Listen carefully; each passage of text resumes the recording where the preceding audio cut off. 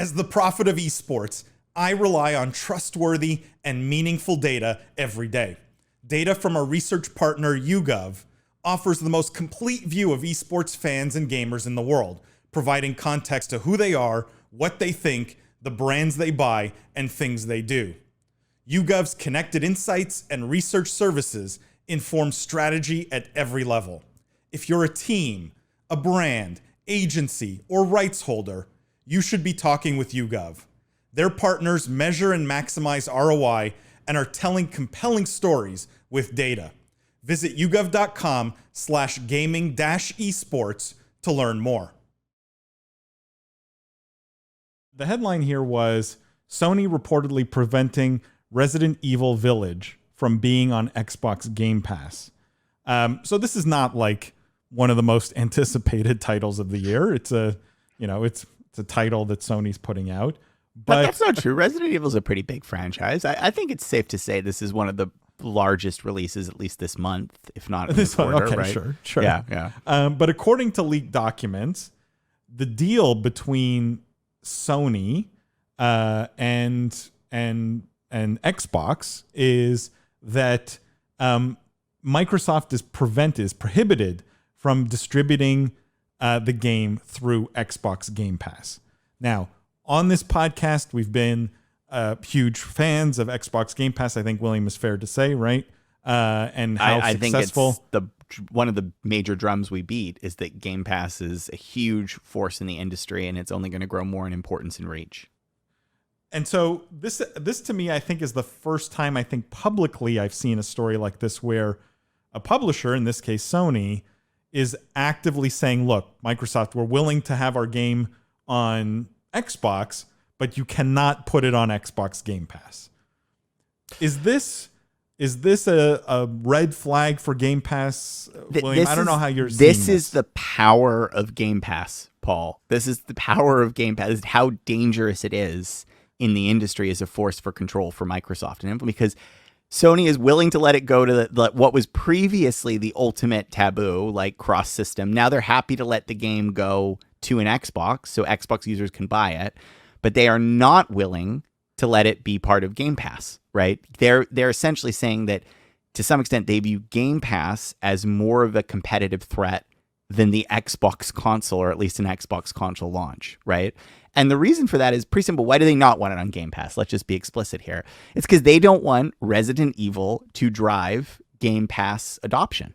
They don't want people who Sony's put a lot of money. It's this Resident Evil 7, right? The Village, right? Put a lot of money in developing it. This is a, 8. What? I can't keep track. Whatever. Resident Evil, everything past 3 for me. The franchise didn't. No, it's not true. Everything past 4. 4 was where the franchise stopped for me.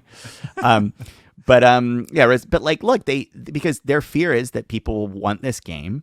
I do think this is a game with a strong niche audience. If you are a Resident Evil fan, you have been a fan of it for a long time, right? It is one of the few sort of marquee, action-y survival horror games that scratches that itch. It's basically this and Silent Hill.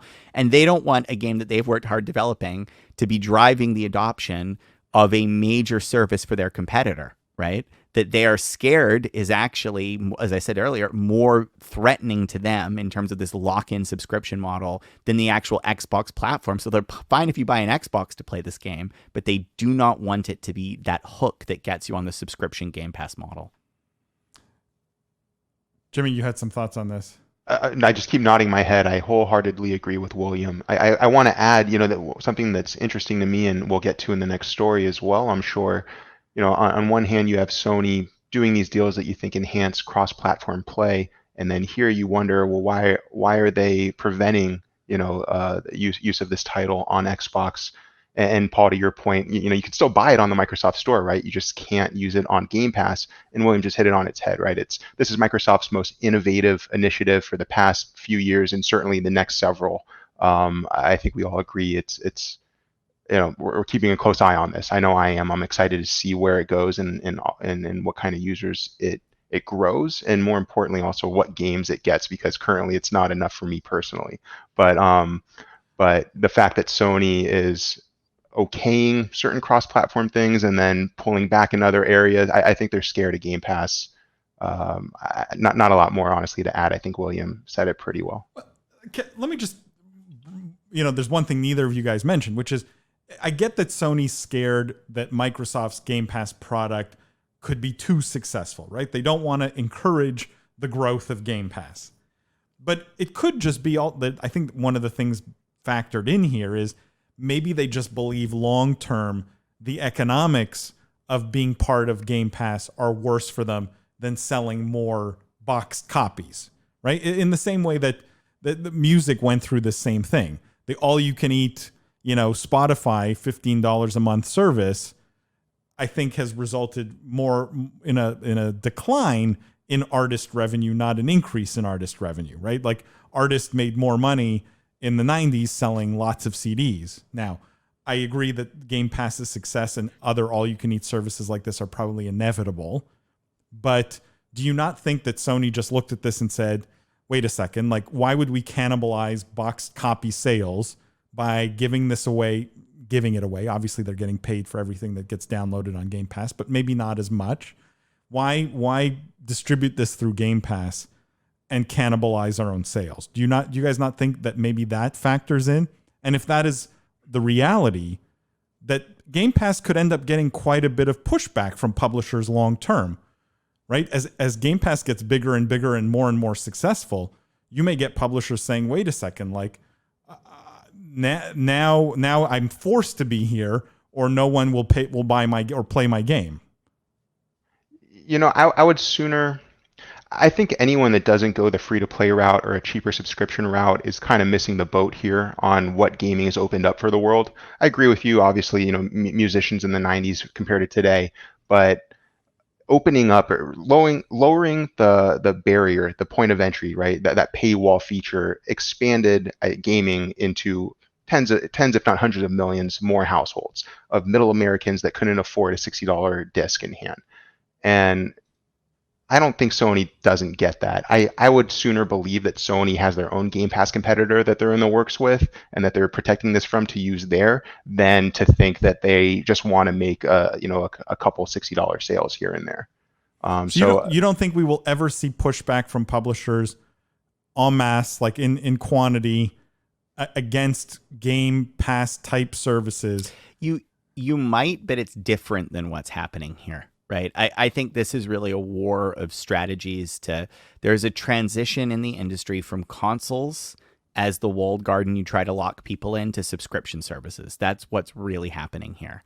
And I think that it's most apparent, like Sony is firing a volley in the early stages of that war.